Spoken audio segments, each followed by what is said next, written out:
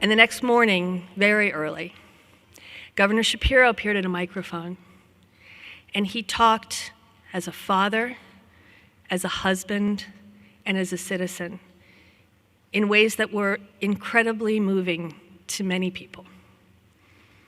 Two of those people were a former governor, Governor Tom Corbett and his wife, Sue. And after they watched those remarks, they picked up the phone and they called the Shapiros.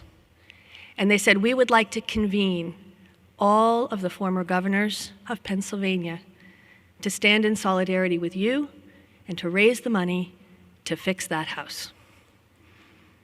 And the governor said, yes. And I want to show you what happened as a result of that conversation between two very brave men.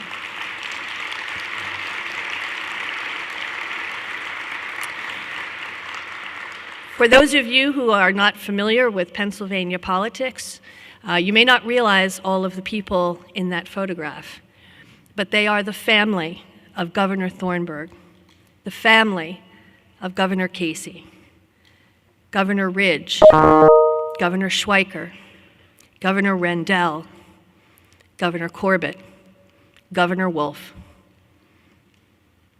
Every living governor and the children of those governors who have passed in the Commonwealth of Pennsylvania since 1976, almost half a century.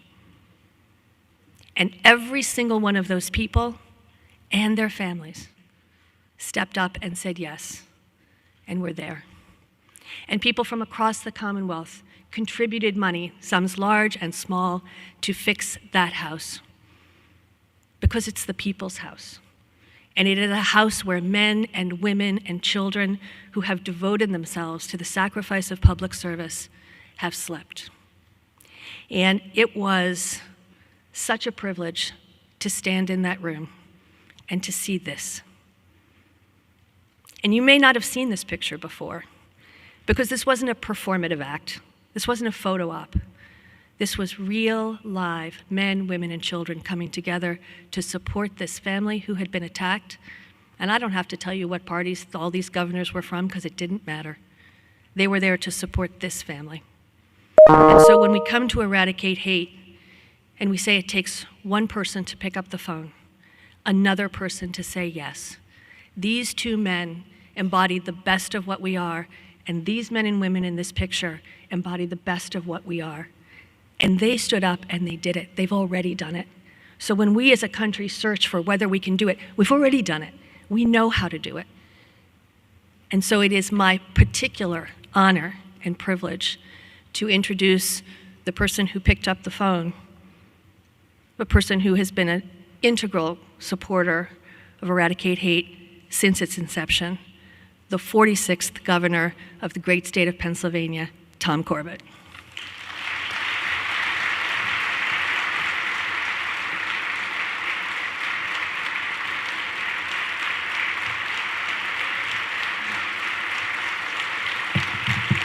Good morning. Good morning. Oh yes, you are out there. Well, I want to thank you all for being here and welcome you to Pittsburgh. As a former governor of Pennsylvania, and I always love to welcome everybody to Pittsburgh. And thank you for attending what is a very important conference. Throughout my career, I have seen, unfortunately, too many acts of hate-fueled violence. One word, though, continually comes to my mind when I hear or see on television that violence. Enough. Enough. When is this going to stop? Preventing hate-fueled violence is not a partisan issue.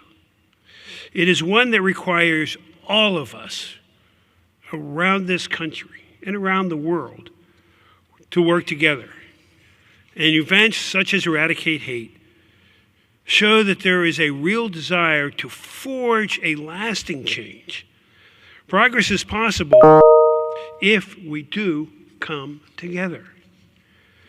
As a former governor, but more importantly, as a citizen, a husband, a father, and a grandfather of 6, I want to thank you again for your efforts over these last 5 years to educate in the ways of addressing and hopefully preventing that violence. Unfortunately, though, as we have seen in Utah and in Harrisburg, much more work is still ahead of us. I am a lifelong Republican, and our keynote speaker is a lifelong Democrat. We have both traveled a similar political path. And I'm pretty sure there are many issues which we agree on and disagree on. But clearly efforts to end hate-fueled violence is one upon which we both strongly agree. Ladies and gentlemen, the 48th Governor of the Commonwealth of Pennsylvania, Josh Shapiro.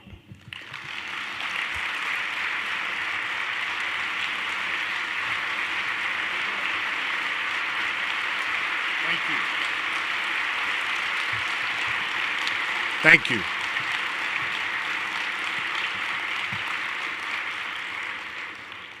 Let me begin by thanking my friend, Governor Corbett.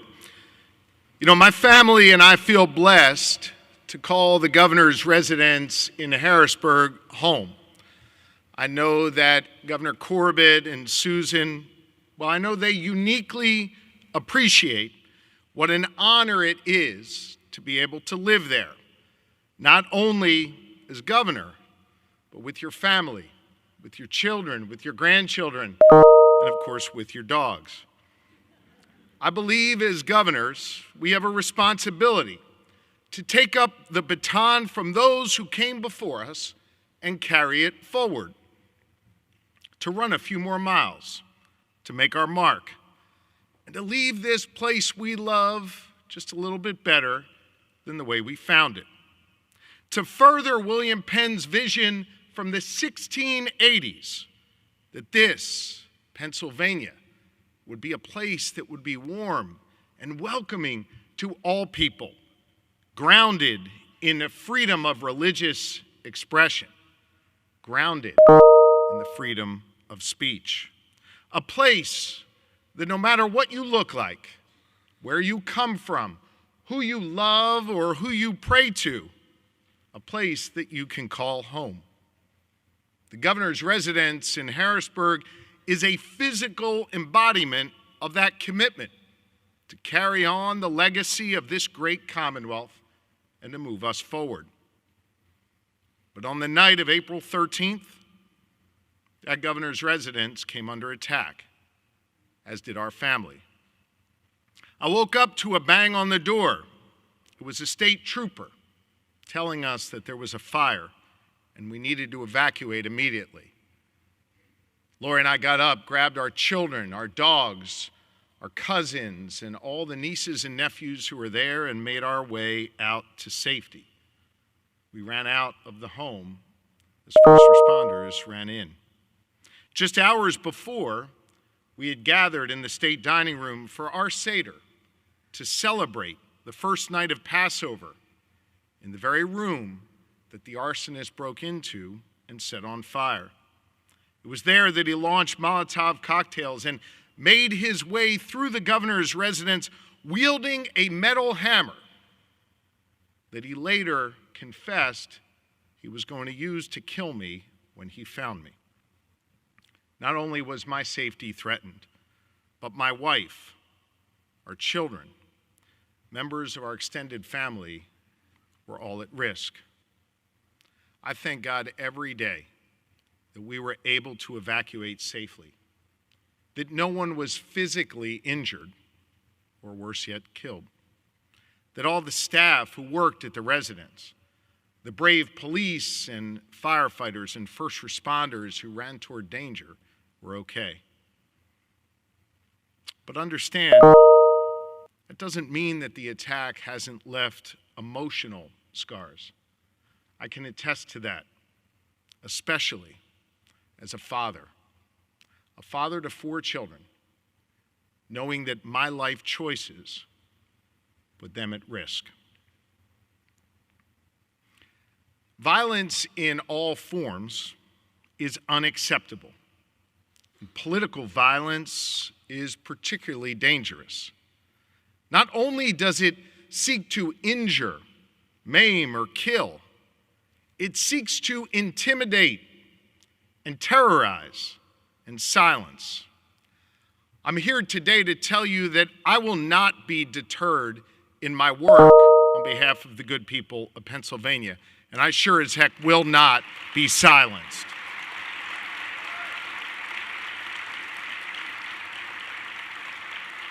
But understand that political violence doesn't only affect those who are directly targeted or their loved ones. It affects all of us. It tears at the fabric of American society and the fundamental principles that this nation was founded upon. A nation where civil disagreements should be welcome because we know that discourse can lead to progress.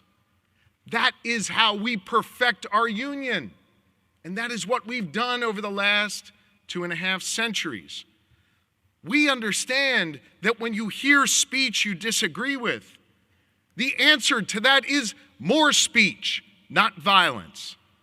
Our democracy, well, it is stronger when more Americans participate in it and can make their voices heard.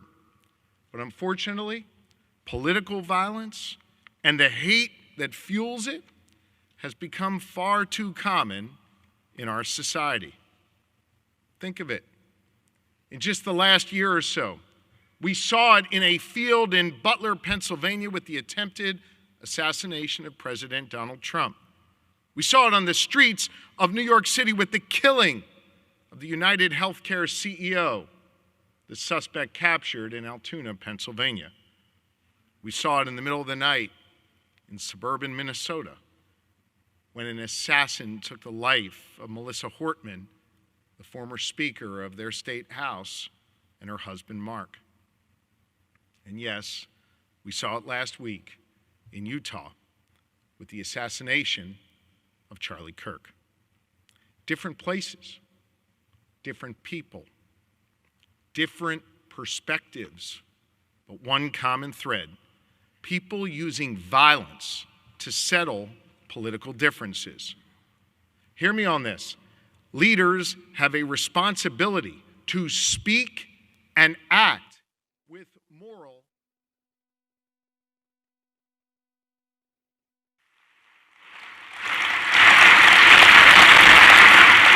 And as I have made clear, each and every time, this type of violence has no place in our society, regardless of what motivates it or who pulls the trigger, who throws the Molotov cocktail, or who wields the weapon. It doesn't matter if it's coming from one side or from the other, directed at one party or another, one person or another. It is all wrong, and it makes us all less safe.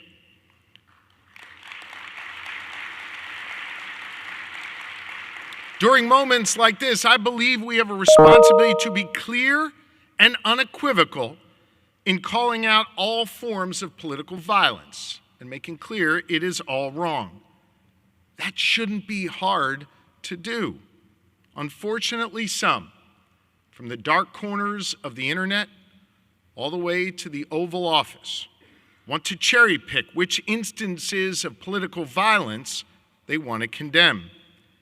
Listen, doing that only further divides us, and it makes it harder to heal. There are some who will hear that selective condemnation and take it as a permission slip to commit more violence, so long as it suits their narrative or only targets the other side. Sadly, we've even seen some on the internet openly celebrate political violence or issue calls for revenge in the wake of it. Giving violence a pass or justifying it or looking the other way, it only deepens the divide. Let me be clear, violence is never okay, regardless of the motivation. Violence is never the answer. And we cannot allow violence to be used as a pretext for more violence. We must reject the rhetoric of vengeance and instead focus, as you are today, on the work of healing. We need to create more opportunities for peaceful and respectful dialogue, respecting each other's fundamental rights as Americans. Censorship, using the long arm of government to silence people, to silence businesses and nonprofits and restrict their right to free speech, well, that will not solve this problem.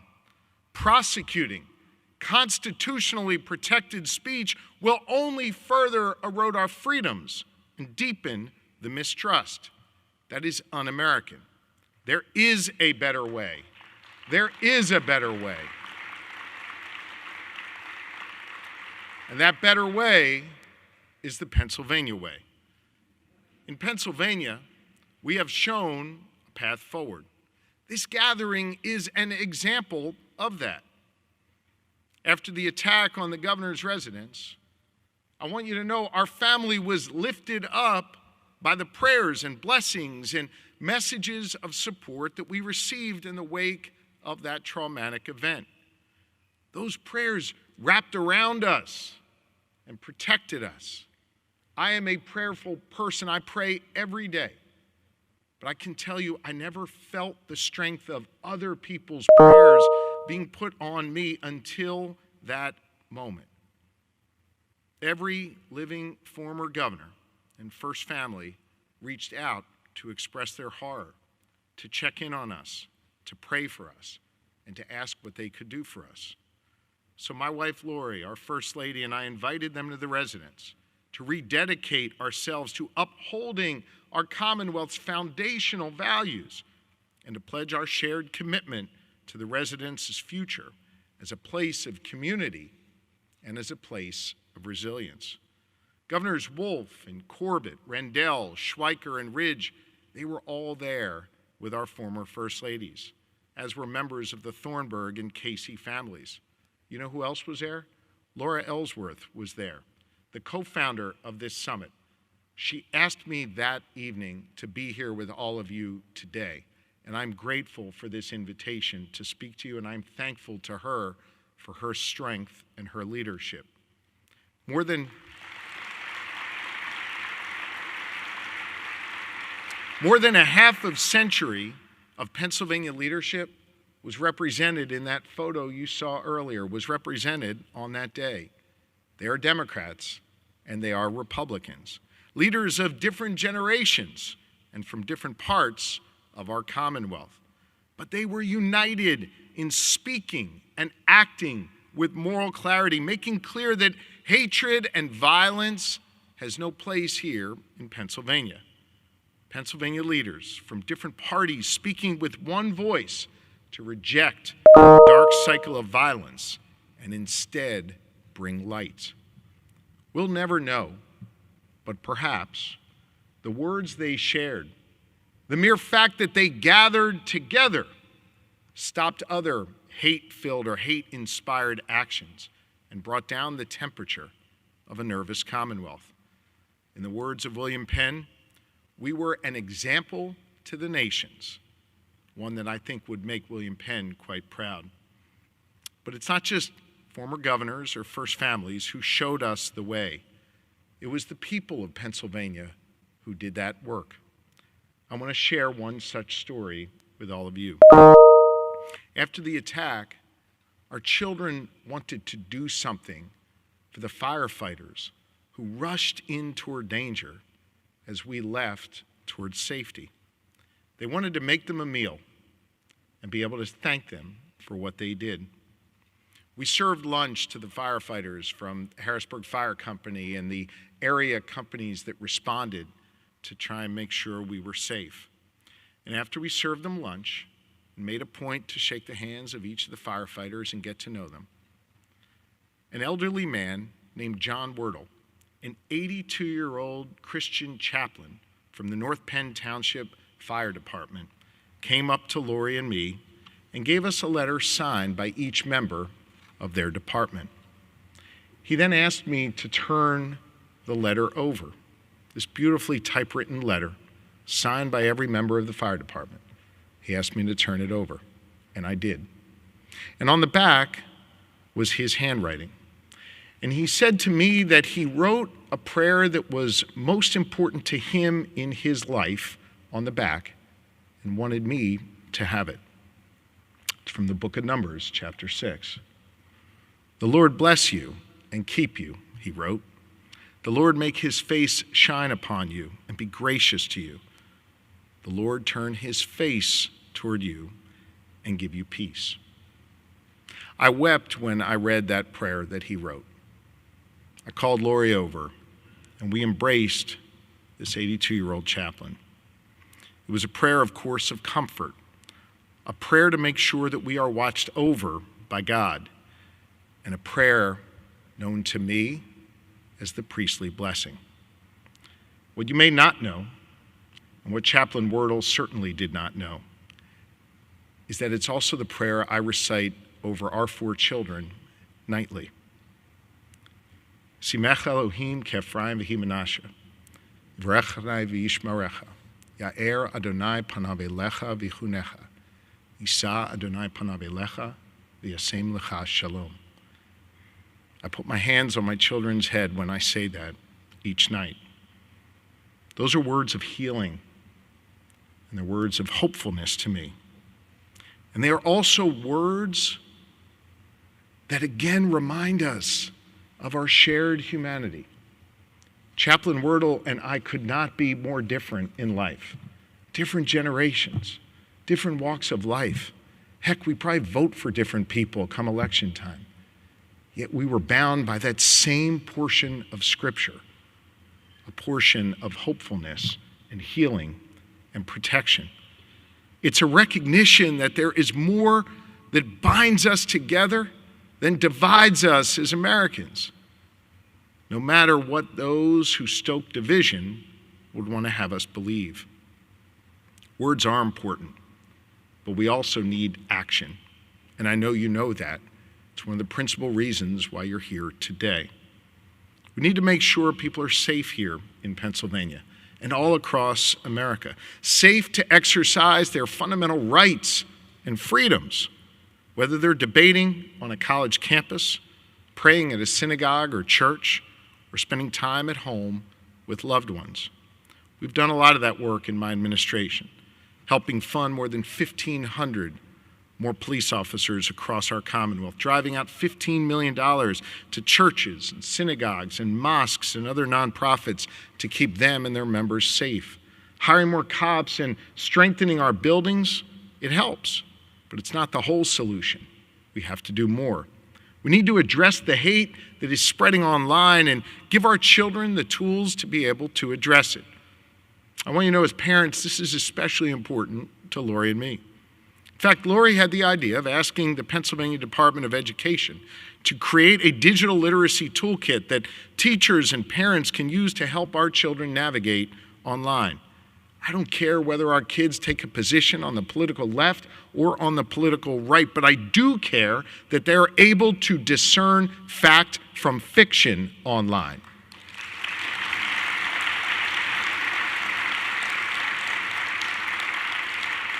But despite that meaningful progress that we are making here in Pennsylvania, there's a deeper issue at the root of this dangerous rise of political violence.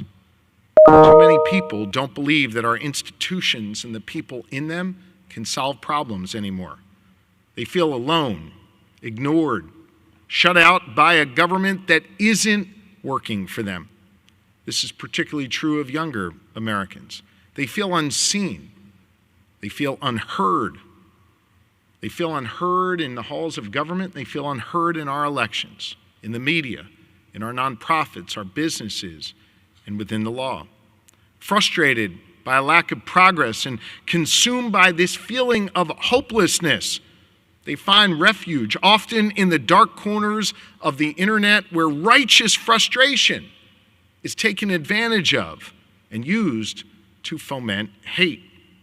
It leads to a belief among some that the only way they can address their problems is through violence.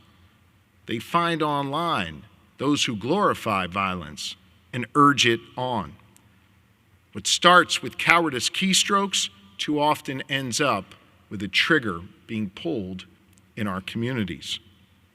That is dangerous for our democracy, and we need to turn the tide. This conference helps. The work you do matters. I so appreciate people like Laura and my friend Chancellor Mark Nordenberg, who do this work not just during a conference, but every single day of the year. I think it is also important to note that it requires us to make sure that those governmental institutions, well, that people feel that they are being responded to, that their real problems and their real frustrations are being addressed, and that they see a government that is working to solve the real challenges that they face. As leaders in this Commonwealth and across the country, I think we need to listen more, and we need to act faster. We must get stuff done and restore people's faith that government can be a force for good in their lives. That's what we're trying to do here in Pennsylvania. Let me just give you a few concrete examples. Follow me on this. We're processing permits and licenses faster than ever before. We're getting people answers quicker. We're making historic investments in education. We're delivering free breakfast so kids don't have to learn on empty stomachs, delivering mental health supports for our school children. We're giving kids access to VOTEC classes at a rate never seen before. We're creating economic opportunity on our main streets all the way out to our farmlands. We're building a government that works for Pennsylvanians and gets stuff done. I think this is part of the critical work we need to do right now to show that it can work. Now listen, I realize getting your permit isn't going to end violence, but hear me on this.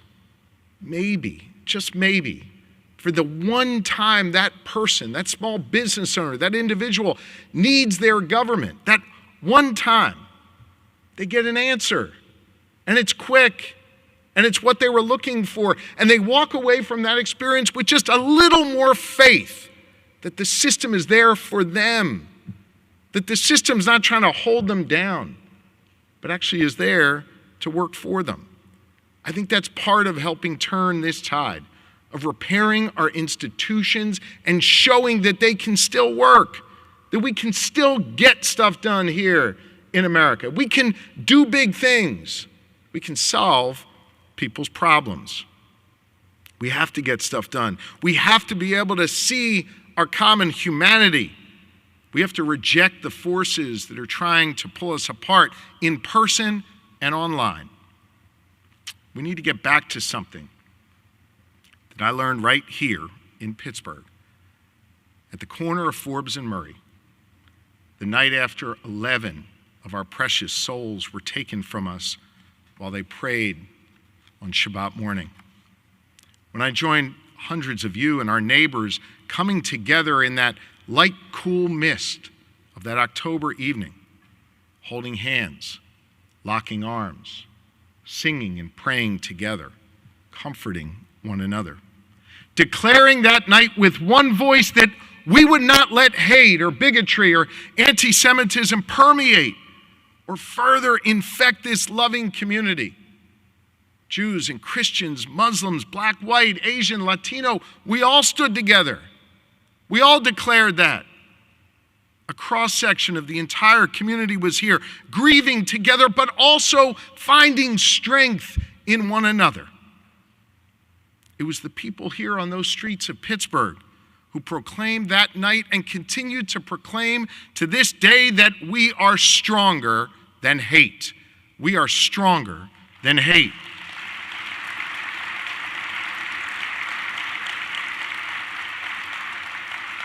I believe that that feeling is not something that is reserved to Yinzers or those of us from across Pennsylvania.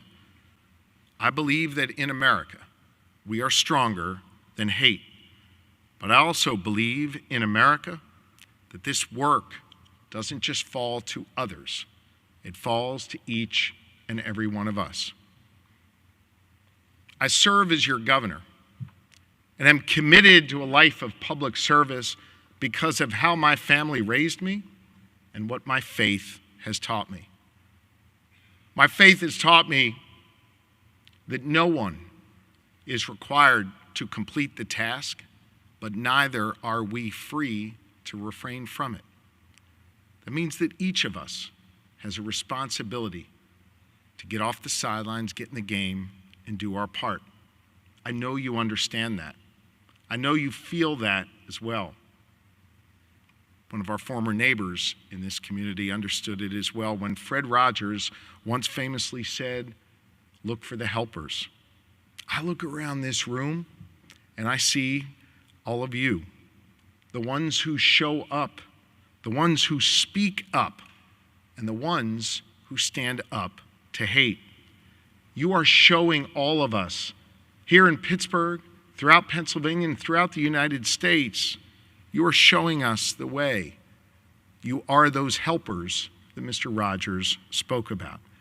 And I know that working together, we're going to heal this nation. We're going to heal this world. We're going to address political violence. And I know that brighter days are ahead for our Commonwealth and our country, thanks to all of you. May God bless you, and may God bless this wonderful Commonwealth and country. Thank you very, very much. Thank you. Thank you. Thank you. Thank you very much. Thank you.